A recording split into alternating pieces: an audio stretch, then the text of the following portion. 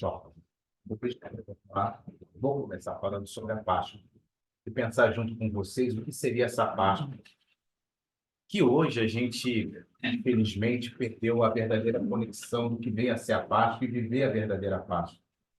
A gente, no mundo de hoje, principalmente as crianças, né? Elas vivem aquela coisa do coelhinho da Páscoa, dos ovos de chocolate, e acaba a gente entrando um pouco nesse clima festivo, né? Dessa coisa de troca de chocolate, de trazer esse mundo lúdico para as crianças, e acabamos nos desconectando do real sentido da Páscoa. E a Páscoa, ela vem lá na sua origem, lá com os hebreus, quando eles estavam saindo do Egito, né? Eles, eles tiveram a sua libertação do Egito, da escravidão deles lá, né? Povo egípcio, e foram buscar a terra prometida. Então, a Páscoa tem esse significado dessa mudança, dessa passagem, dessa libertação.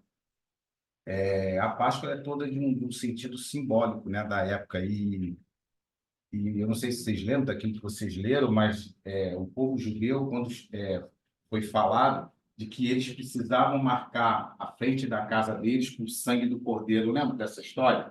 Porque aí o anjo da morte pularia a casa dessas pessoas e levaria, ele estava indo, né, ali na comunidade deles, para levar os primogênitos, né? Então, o povo hebreu foi orientado a passar lá a marca na porta da casa deles. E assim aconteceu. E os primogênitos lá dos egípcios, né, acabaram morrendo e dos hebreus não. Então, ali tem muito esse simbolismo da coisa do passar, do pular, né? Cadê o Amaury? Como é que é o verbo que você falou? Pensar. Pessar, em hebreu, né, em hebraico, que é justamente essa coisa da passagem. E aí eles, esse anjo da morte passa por eles e liberta eles dessa morte. E aí, a partir daí, simbolicamente, eles teriam a libertação. E aí, em seguida, eles vão sair do jugo, né, da escravidão dos egípcios e vão buscar a liberdade deles. Isso no pensamento judeu, né, com os hebreus. Mas vem o Cristo, que é o que a gente mais se fundamenta, que nós somos cristãos. E aí vem o Cristo, trazendo aí os cristãos, eles vão vindo na Páscoa com uma outra visão sobre isso, que é também de libertação. É justamente quando o Cristo, que a Sara estava falando lá da reunião com os apóstolos, que ele se reúne, que é uma despedida, justamente do quê? Da passagem do Cristo para o plano espiritual. Ou a ressurreição, quando ele aparece depois, né, para Maria e para todos os apóstolos. A gente entende, nós espíritas, que, na verdade, essa ressurreição é a presença do Cristo, né, a presença política dele, que ele aparece para os seus apóstolos, trazendo a mensagem de quê? De consolação. Que eles lembrem que, apesar dele indo embora para o plano espiritual, que ele estaria no meio deles, que jamais os abandonaria. Então, a mensagem ali da Páscoa é justamente desse não abandono do Cristo, apesar dessa questão da morte do corpo físico, do não abandono do Cristo daquelas pessoas que ele o amavam. E ele dizia que justamente estavam ali naquela conexão emocional deles que ele criou com os apóstolos, que no início eram seus servos, né, aqueles que seguiam eles, mas que depois se tornaram verdadeiros amigos. Por que isso? Porque houve uma convivência do Cristo com eles.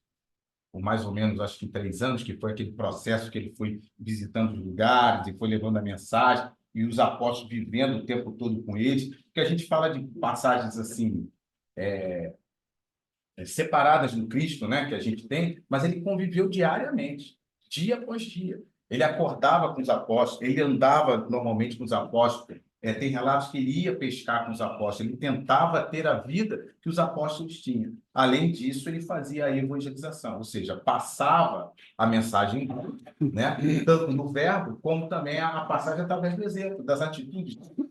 Isso eu sempre chamo a atenção, que é muito importante, e esse eu acho que é o grande diferencial do Cristo, que ele não ficava só na palavra. A gente tem muito esse hábito, né? A gente tem conselho bom para todo mundo, né? A gente fala, só que na hora que a gente fala para as pessoas fazerem alguma coisa, a gente mesmo não faz.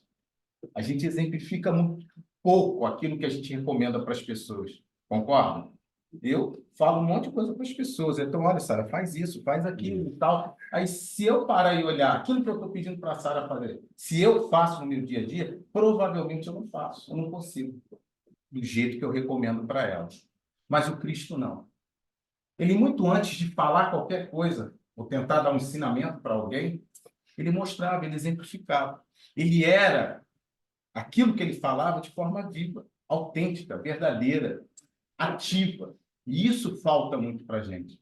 E talvez a Páscoa seja justamente esse momento da gente resgatar isso, de transformação do que a gente tem tido de vida até hoje. O momento da Páscoa é um momento em que a gente para e pensa: o que eu fiz até aqui?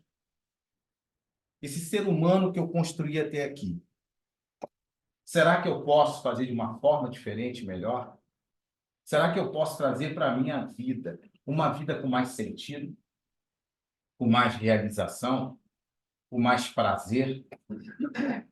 E eu nem falo, e às vezes as pessoas pensam, eu quero uma vida com menos erros, com mais acertos. Eu nem digo isso, porque a gente está numa fase evolutiva que errar faz parte do show. Né? Eu nem peço em oração, Deus me faça errar menos. Nem peço isso, porque eu vou errar. E sabe por que eu vou errar, gente? Primeiro, por causa do meu nível evolutivo, nosso nível evolutivo. E segundo, só erra quem tenta. Só vai errar quem está tentando acertar. Uma pessoa que disser para você que não erra, provavelmente ela não faz nada. E eu já diria que, por não estar fazendo nada, já está errando. Né? Eu já partiria desse princípio. Porque nós somos seres ativos, somos seres sociais, como eu costumo dizer, e nós precisamos da ação e do convívio. A Páscoa vem trazer essa mensagem de renovação, de transformação, de passagem desse ser humano velho que a gente carrega, um ser humano novo, em busca de um sentido, em busca de uma realização interior, da conquista, não do mundo, mas da conquista de si mesmo. Resgatar em si aquilo que faz sentido para a tua vida, aquilo que vai nortear teus passos, que vai ser a fortaleza nos momentos difíceis. Quantas vezes a gente se perde no caminho porque nós nos desconectamos dos nossos valores e passamos a agir como os outros acham que a gente deve agir, mas a gente não pensa por que a gente está fazendo aquilo. É muito comum no mundo moderno, nessa globalização, a gente está repetindo coisas que nós ouvimos, né? que nos aconselharam, mas nós não meditamos, não pensamos em profundidade sobre aquilo que a gente está fazendo. Vocês já pararam para pensar isso na vida de vocês? Agora, com essa facilidade, né, dos meios de comunicação, é o tal do Zap Zap e tal, aquela brincadeira que eu faço. Qual é o maior obsessor que tem atual? Cibernético. Não, né? O Zap Zap? É o celular, é o smartphone. Te dá acesso a um mundo, né? E ele te persegue em tudo que é lugar. Alguém aqui leva o smartphone para o banheiro? Leva, né? Para a cozinha, para o quarto, para o trabalho, para a casa espírita, no salão. Ei, mas está desligado. Já é um avanço evolutivo. Mas a gente tem esse companheiro que nos traz, nos carrega uma quantidade de informações e apelos. Essa tecnologia não é tão inocente, né? Ela vem carregada de estudos e de técnicas para saber que aquilo ali vai te influenciar mais, vai te chamar mais atenção. Então, quando você acende a luz, a tela do seu celular, até a luz, né? Te faz assim, tipo uma hipnose, você que se concentra. E aí você esquece o mundo, e aí você mergulha naquele mundo, vamos dizer assim, irreal, mas que faz parte da tua vida. E aí você começa a ouvir coisas que estão falando, às vezes muito longe daqui, de uma cultura diferente da sua, de uma realidade completamente diferente da sua. Talvez funcione para ele, mas não para a sua realidade, aqui e agora, do lugar que você vive. Mas você acolhe isso como uma verdade e aí coloca isso na tua vida. E às vezes a gente nem para pensar com uma profundidade se aquilo faz sentido diante das coisas que a gente acredita. Se aquilo está contribuindo para a nossa harmonia interior, nossa felicidade ou aquilo que a gente está buscando. E a gente vai sendo influenciado e vai sendo levado. Quando chega o final do ano, e isso pelo menos comigo acontece, acho que acontece com muita gente também. Eu percebo que eu não fiz nem metade daquilo que eu estava imaginando fazer. Quando chega no final do ano, eu já chego cansado e já fico pensando na ansiedade, né? Ainda nem terminou, mas já estou pensando no outro ano, que no outro ano vai ser diferente, porque eu já achei que o final do ano já queimou, já acabou, não dá mais, não vai ter. E eu já estou começando a projetar. Lógico que coisas bacanas, né? Que vai dar tudo certo, aquela coisa toda. Vira o ano, começa o ano, aquele entusiasmo todo, eu vou. Mas quando chega no final do ano, eu não fiz nada daquilo que eu projetei. E por quê? E por que entra ano e sai ano, a gente continua assim? Talvez porque esteja faltando uma real renovação de cada um de nós. Uma passagem daquilo que a gente vem carregando de velho dentro da gente, de crenças errôneas, de convicções equivocadas. É preciso a gente deixar isso para trás e ir em rumo novo, nessa transformação interior que nós precisamos urgentemente. Eu sei que é difícil, justamente por aquilo que eu falei agora há pouco. Nós somos inundados de influências, de informações que nos puxam muitas vezes por um caminho que não é aquele que a gente quer. E principalmente para as pessoas que buscam caminhar mais espiritual, com mais sentido na vida. A Páscoa também é um convite a isso. A reflexão de que nós somos muito além dessa materialidade. De que a vida continua, apesar da presença da morte material. E que é preciso a gente botar na balança muito bem ajustado o peso de cada coisa. O material, ele é importante e é fundamental na nossa vida. Ninguém vai viver só de espiritual. A gente precisa se vestir, a gente precisa se sentir bem fisicamente, a gente precisa cuidar do corpo esse tempo divino. A gente precisa de ter um trabalho, de ter uma realização profissional. Ninguém nega isso, a doutrina não nega isso. Pelo contrário, ela acha que nós temos que dar conta disso, que nós temos que buscar esse sustento material. E não um sustento só pão e água, né? Aquela coisa para o corpo. Não, a doutrina ainda acredita que você tem que fazer isso com prazer. E que você, na sua convivência material, além do pão e da água, você tem que ter lazer. É Frei José que fala, né? Que só tira férias quem trabalha. Emmanuel, que fala que só tira férias quem trabalha, e é verdade. Então, a gente precisa de cuidar desse corpo, a gente precisa ter prazer, a gente precisa descansar essa máquina. Faz parte. Porém, não só isso. E muitas vezes, nessa estrada que a gente já percorreu, a gente deu muito mais ênfase a isso, a essas conquistas, do que a questão espiritual. Quando eu falo espiritual, e aí a gente tem que entender, não é só a coisa espiritual assim, é o espírito, né? O plano espiritual, é nosso lar. Não é bem isso que eu falo. Espiritual, ele abrange a integralidade. Ou seja, quando a gente está falando de espiritual, a gente está falando do pensamento da gente, aqui e agora. Eu estou falando de emoção, de sentimento, aqui e agora, que são manifestações do próprio espírito. Então, quando eu falo cuidar do espírito, não é fazer as coisas aqui bonitinhas para não passar no umbral e ir para nosso lar, qualquer outra colônia bacana. Não é nesse sentido. Isso aí é resultado do que você fez aqui, ok. Mas não é esse o objetivo. Quando eu falo cuidado espiritual, é cuidado mental, é cuidado emocional, que juntos vão compor o seu material. Então, quando a gente está, por exemplo, aqui, buscando reflexões, concordando ou não com o que está se falando aqui, a gente está dando um sentido espiritual para a nossa vida. Quando a gente vem à casa espírita, a gente não tem que ter um objetivo, vou lá para receber uma psicografia, falar com os espíritos, ou, de repente, ter uma mensagem que eu vá descobrir algo, uma fórmula mágica para melhorar a minha vida, ou então ter um contato com o plano espiritual. Não é esse o objetivo. O objetivo que nós vimos à casa espírita é encontrar sentido para a nossa existência aqui e agora, e não lá no plano espiritual. Que se a gente encontrar essa razão de estarmos aqui, esse sentido, nós vamos estar bem no plano material. Não se preocupem o que vai acontecer lá quando a gente for. Se nós estivermos fazendo bem o nosso trabalho de casa aqui e agora. Páscoa é um convite para o aqui e agora.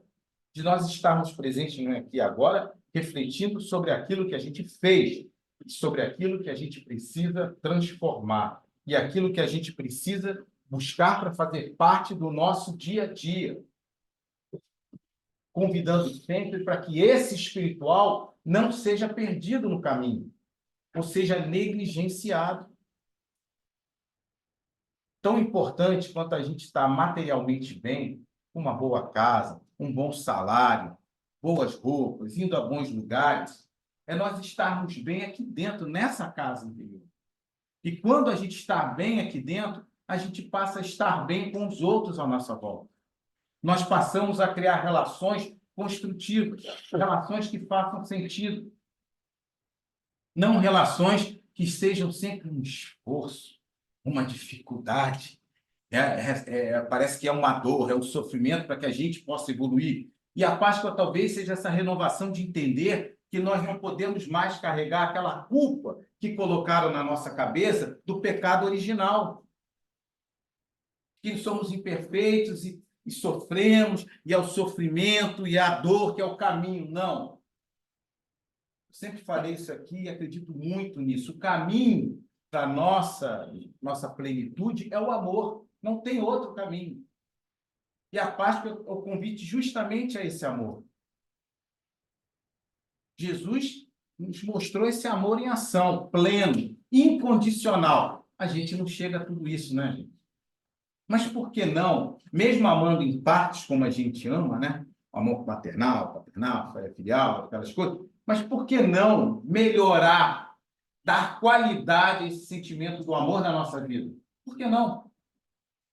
A gente pode não chegar lá perto de Jesus, a sua qualidade de amar, mas podemos melhorar muito a nossa qualidade de amar. E sempre aquilo. Façamos o nosso melhor, ainda que não seja o ideal. Mas já melhora muito a nossa vida, mas muito. E para a gente viver esse amor, a gente tem que estar conectado com esse espiritual que eu estou falando para vocês. Quando a gente fica com a mente muito limitada, só com a questão material, a gente diminui a nossa capacidade de amar. A gente passa a se relacionar com o outro muito numa relação de troca. É aquele amor que só vai se você me amar. Não foi isso que Jesus nos mostrou. Ele simplesmente amou. Ele amou Pedro até o final, mesmo ele negando 3 vezes. Ele não deixou de amar Pedro. E ele falou, Pedro, tu vai me negar e eu vou continuar te amando. Jesus continua amando Judas, que o entregou. E mesmo assim, você vai me entregar, mas eu continuarei te amando. A gente não consegue isso, né? É difícil. Nosso amor está ligado muito ao escambo ainda. É um amor escambo. A gente tem que trocar. Eu amo a Sara, mas a Sara vai me dar alguma coisa em troca. É muito assim nossas relações. E a gente precisa tomar cuidado com isso. E só com o olhar espiritual que a gente consegue dilatar essa capacidade de amar. Porque a gente não fica nesse campo mais raso da existência, que é o material. Uma coisa de troca, de ganho. O material tem muito essa coisa do ganho entremeado. E a gente, quando começa a olhar com esse olhar espiritual, uma coisa mais acima, vendo que a vida vai muito além, que a morte é só uma passagem para algo muito maior do que isso que a gente vive, a gente começa também a dilatar nossa capacidade de amar, entendendo que esse nosso amor não tem barreiras, vai muito além. Nós passamos a ser menos ansiosos também. É uma consequência natural, porque nós entendemos que as coisas não vão acabar ali com a morte. Não acaba. Vai continuar. Então, a gente entende que tem toda uma vida aqui para trabalhar e que com a morte não vai acabar aquilo tudo que a gente fez. Continua. Nós continuamos. Nós somos imortais. E a gente se esquece um pouco disso. Na hora de viver, nós espíritas que acreditamos na vida após a morte, não acreditamos? Acreditamos em reencarnação, acreditamos que vai ter uma colônia lá para a gente ficar. A gente acredita nisso? Acredita, né, Rose? Acredita que nem vai passar pelo umbral, que vai passar direto ali, né? Se bobear, a Frei José Espiritualidade vai estar lá de mão esperando. Né? Isso é o melhor dos mundos. A gente acredita, só que na hora de viver, a gente esquece disso. Aqui, teorizando, é tudo ótimo. A gente concorda com tudo, a gente faz assim. Só que na hora que a gente vai viver na prática, a gente não fica condizente a isso. Está aí a nossa diferença para Jesus. Jesus era autêntico e condizente. Ele falava e fazia, ou melhor, ele fazia e falava. Nós falamos e não fazemos. Olha a diferença. É justamente a saída disso, a passagem dessa forma de viver para essa passagem nova que Jesus está nos convidando, papai. Venham comigo. Tentem. Lembre-se de Jesus com Pedro e Judas. Vou continuar amando. Você acha que ele vai deixar de nos amar porque nós erramos, porque nós falhamos até agora? Já passou 2000 anos. Será? Na minha sensibilização, eu falei que lá, provavelmente, muitos aqui não o reconheceram, como a Sara falou. A Sara perguntou, se você visse Jesus, agora a minha grande dificuldade é, primeiro, reconhecer que ele é Jesus. Porque Jesus está em cada um de nós, gente. Lembra que Jesus falou?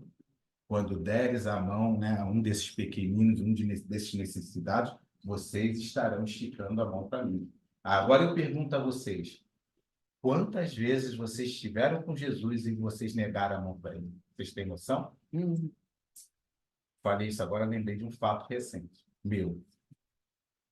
Então ele esteve e eu neguei. Jesus está em cada um de nós, e principalmente naqueles que necessitam da gente. Está ele ali presente e a gente nega. A gente finge que não vê, a gente esquece que é cristão. Viver a Páscoa é viver cada dia da nossa vida olhando no outro, identificando esse Jesus. Então, não vai ter pressão de fala, porque você encontra com ele todos os dias.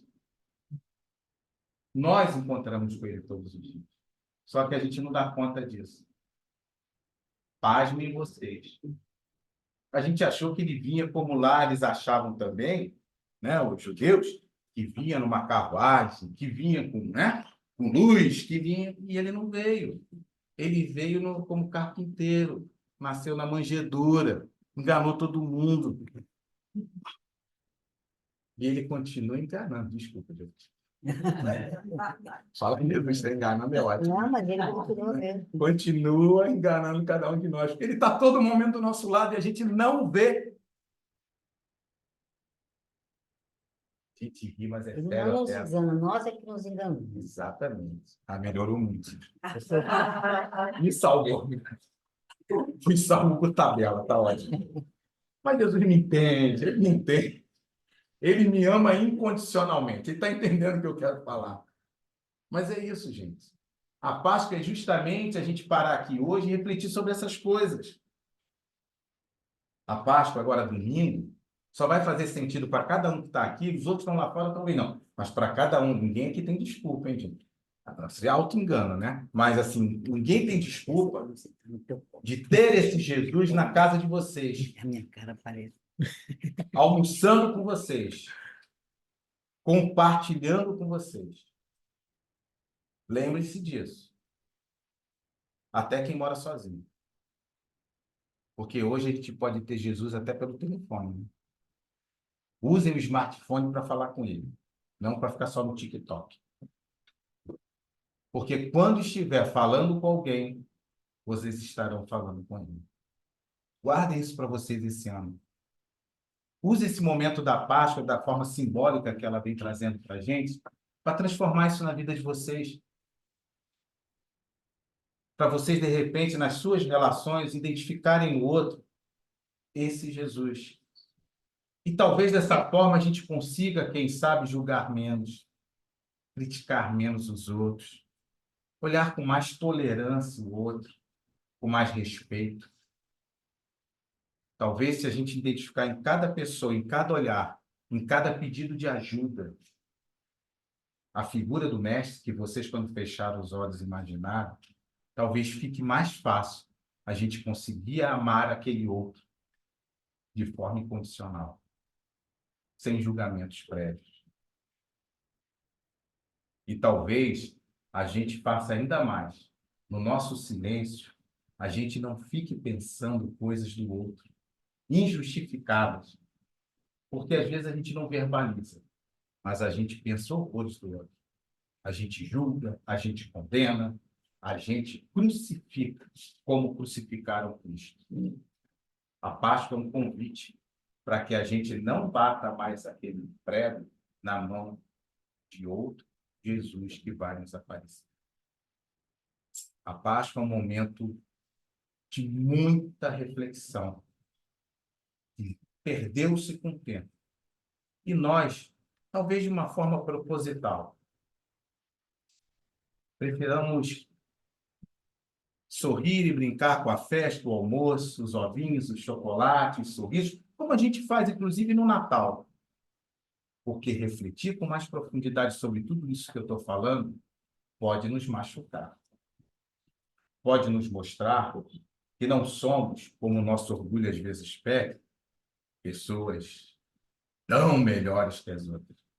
Mas talvez, numa reflexão dessa, caia a ficha de que, no fundo, somos todos iguais. Nem melhores, nem piores. A Páscoa é para isso. Que a gente come chocolate, que ninguém espera. E como os ovinhos também, confraternize, rie, brinque. Somos humanos, somos imperfeitos.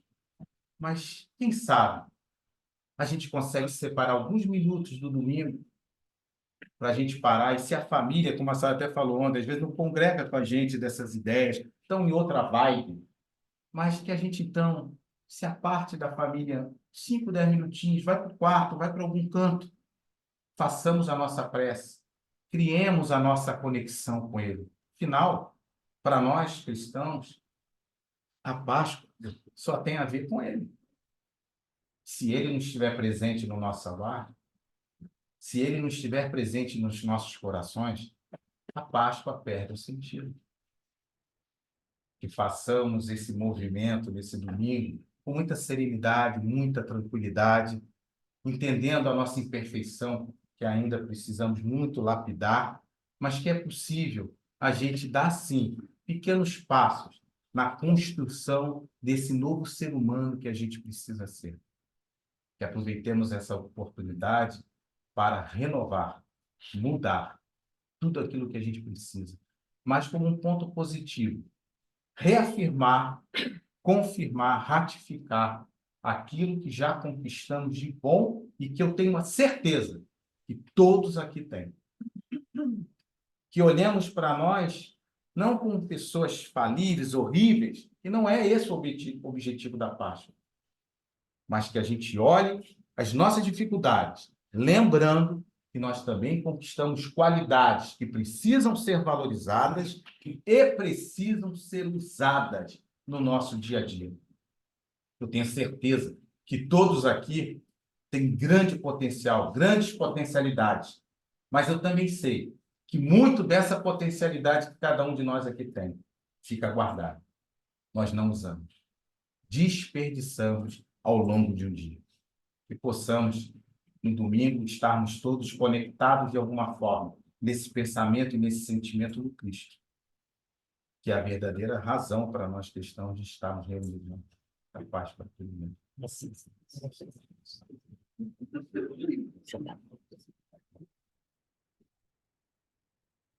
E assim, Pai, como sempre, um sentimento de gratidão por estarmos aqui. Tão bom, Pai, nessa vida agitada, tumultuada, violenta, desumana que a gente às vezes vive, se confronta todos os dias, Pai. A gente ter esses momentos breves onde a gente se dedica ao Espírito, onde a gente busca refletir, aprender, questionar, enfim, crescer. Que possamos, nesse momento, Pai, além da reflexão, recebermos Teu amor em forma de fluidos. Fluidos estes que virão através do passe, que certamente, através do teu amor infinito, da tua misericórdia, baseados no merecimento de cada um de nós aqui presentes, possam esses fluidos nos trazer paz, saúde e fortalecimento da nossa fé. E por tudo isso, Pai, te agradecemos a oportunidade e te pedimos a permissão para irmos para os passos. Graças a Deus. Graças a Deus. Vamos para